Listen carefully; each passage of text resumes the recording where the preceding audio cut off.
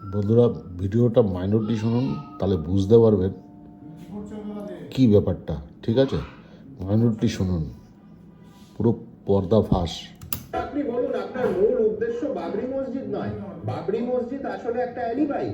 আপনি ভোটের আগে অ্যাকচুয়ালি তৃণমূলকে ধাক্কা দিতে চেয়েছিলেন, তৃণমূলকে ভাঙতে চেয়েছিলেন। এটাই আমার টার্গেট। যে তৃণমূল এত অহংকার করছে, মানুষের ভোট দিয়ে তাদের সঙ্গে প্রতারণা করছে, অত্যাচার করছে, তুলাবাজদের বেশি গুরুত্ব দিচ্ছে, যারা অর্থ তুলে দিতে পারছে তাদেরকে নেতা বানাচ্ছে। আমার এখানে একজনকে নেতা করেছে, সে পঞ্চায়েত ভোটে দাঁড়িয়েছিল। সে পঞ্চায়েত ভোটে দাঁড়িয়ে বিডিও অফিসের পাশেই পাঠক করা বুথ, সন্দীপ ঘোষ তার নাম। 360 ভোটে সে হেরেছিল বিজেপির কাছে।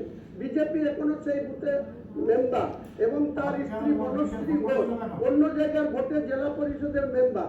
তাকে আমি সুমিত রায়কে 11ই আগস্ট, অভিষেককে, বক্সিদাকে বলার পরেও তাকে এখানে আমার নেতা বানিয়ে দিয়েছে। আচ্ছা, আপনার প্রস্তুতি এতটা যে আপনি আজকে ঘোষণা করেছেন যে 294টা পশ্চিমবঙ্গের আসনের মধ্যে হুমায়ুন আপনি 135টাতে প্রার্থী দেবেন।